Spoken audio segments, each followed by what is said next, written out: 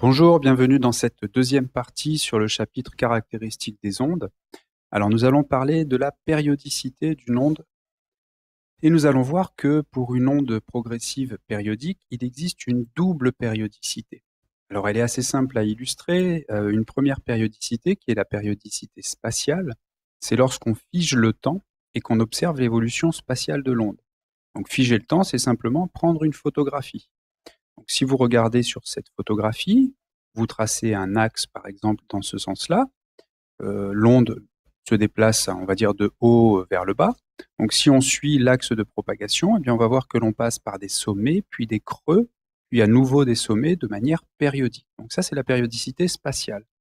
Deuxième périodicité, c'est la périodicité temporelle. Ben, cette fois, si on se place en un seul point de l'espace et qu'on regarde le passage de la perturbation. On va passer par des creux et des sommets, et ceci également de manière périodique. C'est une périodicité temporelle. On peut illustrer graphiquement ces deux périodicités. Tout d'abord, la périodicité spatiale. On va avoir l'évolution de la perturbation le long de l'axe de propagation, donc en fonction de la distance.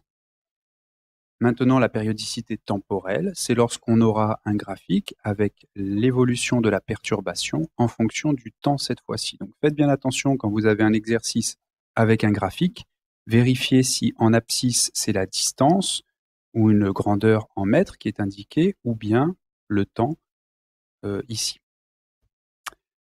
Deuxième partie, eh bien, nous allons parler maintenant de la période et de la longueur d'onde. Alors, lorsqu'on définit la périodicité temporelle, eh bien, on peut mesurer ce qu'on appelle la période, grand T. La période grand T, c'est la plus petite durée pour que la perturbation se reproduise identique à elle-même et on l'exprimera généralement en secondes. À partir de la période, on peut définir la fréquence de l'onde.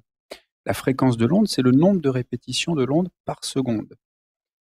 Et donc, vous connaissez sûrement cette formule, F égale 1 sur grand T, avec T en secondes, la fréquence alors est en Hertz. Au passage, une petite remarque, vu la relation, eh bien, puisque la fréquence c'est l'inverse de la période, l'unité de la fréquence c'est des Hertz officiellement, mais si on regarde en fonction des secondes, eh bien, c'est tout simplement l'inverse des secondes, c'est-à-dire des secondes moins 1. Alors, petite remarque, la fréquence de l'onde ne dépend pas du milieu de propagation. Ça veut dire quoi? Ça veut dire que si on capte une onde qui provient d'ailleurs, par exemple, qui provient de l'espace, eh bien, la mesure de la fréquence de cette onde, en fait, ça nous donne directement une information sur la source de cette onde. Donc, ça nous apporte des informations qui ne dépendent pas du milieu de propagation, uniquement de la source. Ensuite, nous allons définir la période spatiale. Alors, la période spatiale, on l'appelle plus couramment la longueur d'onde lambda. C'est la plus petite distance entre deux maxima consécutifs. On aurait pu dire aussi plus petite distance entre deux minima consécutifs, par exemple. Et donc, son unité du système international, c'est le mètre. Alors, période, longueur d'onde et vitesse de l'onde, célérité de l'onde, sont liés entre eux par une relation très simple. Eh bien, lorsqu'il s'écoule une période, c'est-à-dire par exemple qu'un point passe d'un creux à un sommet, eh bien là, ça signifie que l'onde a avancé d'une longueur d'onde. Donc la vitesse de cette onde peut se mesurer par la relation V égale D sur delta T. Donc la distance ici, c'est la longueur d'onde, et la durée, c'est la période. Donc on obtient que la vitesse de l'onde, c'est tout simplement la longueur d'onde divisée par la période. On peut aussi exprimer la célérité de l'onde en fonction de la fréquence, en remplaçant le 1 sur t par f.